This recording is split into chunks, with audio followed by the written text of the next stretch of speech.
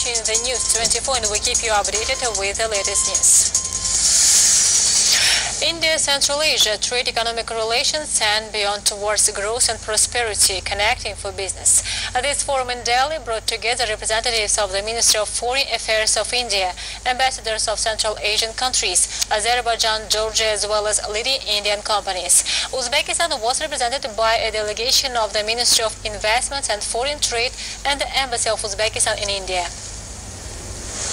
During the presentation, the guests were given information on prospects of Uzbek-Indian relations and ways on accelerating cooperation level in trade and investment, growth of tourist trade, strengthening ties in culture and science. Besides, made presentations on current state of countries, economic development, investment climate, and opportunities created for the realization of investment projects in free economic zones in Avoy and Angren. Speakers from the Indian side emphasized the importance of the presidential decree on additional measures aimed at stimulation of foreign direct investments, which effectively complements the country's wide system of guarantees, benefits, and preferences for foreign investors.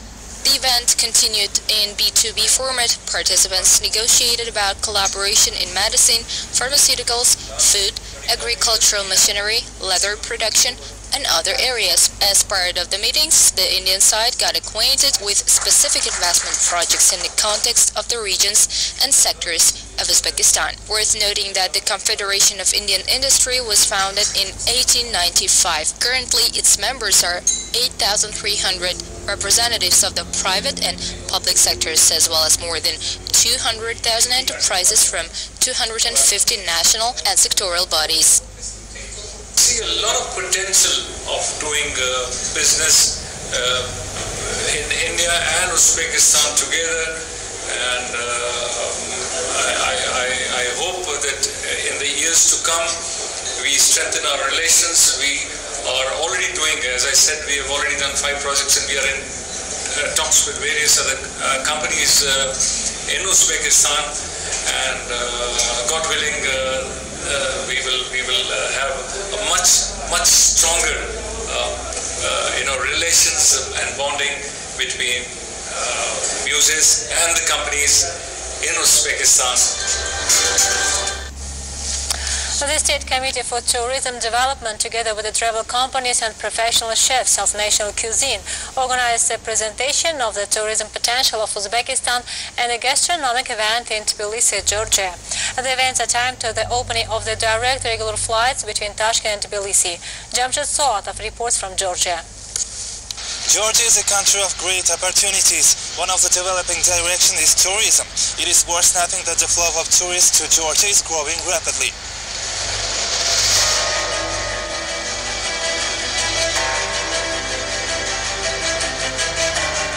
Centuries-old culture, unique cuisine, rich nature. This is far from an incomplete list of common features of Uzbekistan and Georgia. It should be noted, along with other areas, cooperation in tourism between countries is strengthened from year to year. More recently, direct flights have opened on the road Tashkent-Tbilisi-Tashkent. This, of course, will increase the flow of tourists from Georgia to Uzbekistan and will create convenience from our compatriots planning to visit Tbilisi. The Days of Culture of Uzbekistan and Georgia are also being organized. The main goal is to promote not only to residents of the city, but also foreign tourists about the culture and identity of our country. From the very first notes of the national Uzbek songs, smiles appeared on the faces of the guests and their hands began to move. Folk dances performed by an art collective from Tashkent did not leave without attention the audience. Well, the Kharazm Lasky gave a great mood to absolutely all guests.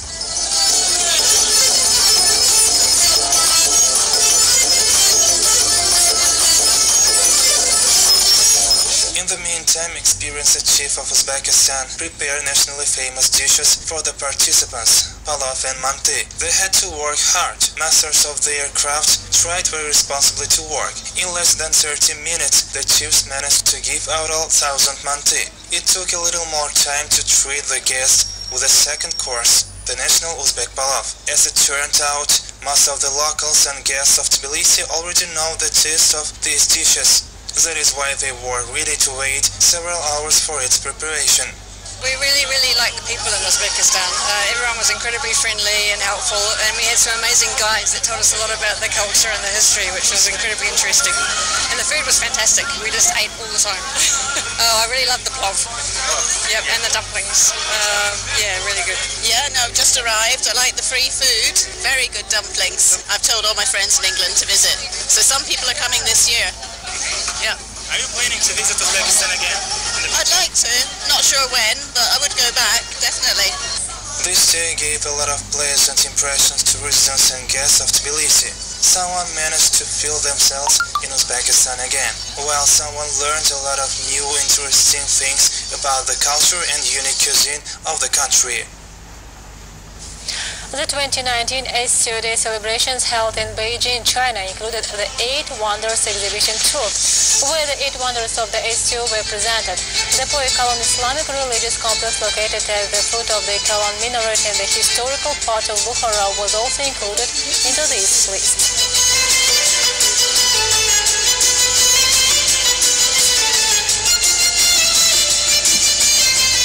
In wrap-up to the first International Artisans Festival, Kokand has been included into the list of World Craft Cities. The list exists since 2014. It includes 30 cities of the world. Uzbekistan's Hunarmand Association has become member of the World Craft Council since March 2019.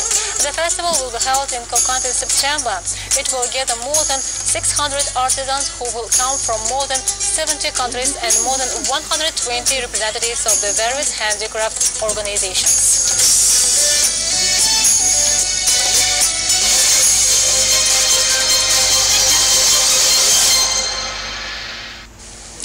Since ancient times, Khorizm region has been glorified as a region where a significant part of all the known varieties of melons is grown.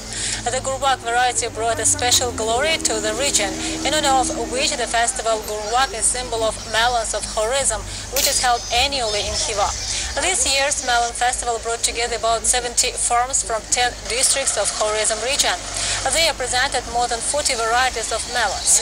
Visitors of the festival are also to be able to taste watermelons, pumpkins, apples, pears, grapes, dried fruits, all that the region is famous for.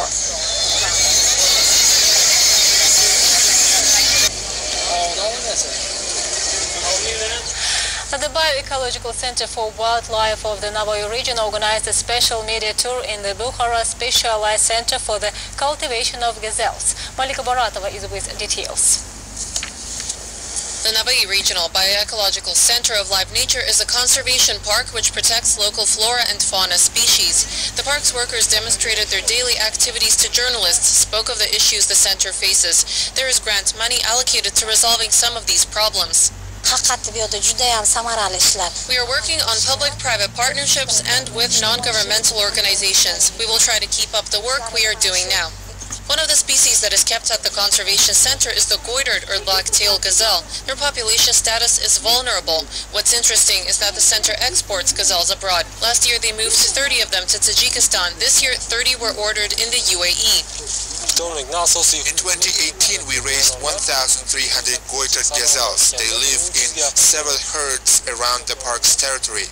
The average mass of our gazelles is 40 to 42 kilograms. This is because they grow in semi-captive conditions. Usually, they breed once or twice a year, but in our situation, it's only once a year.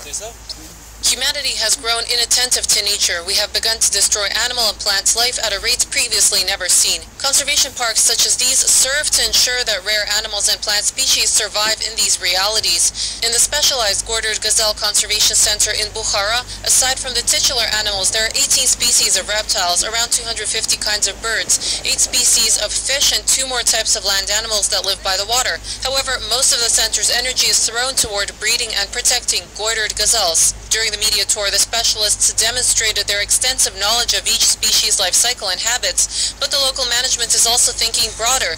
They are hoping to attract more visitors and to develop the tourism economy in the area.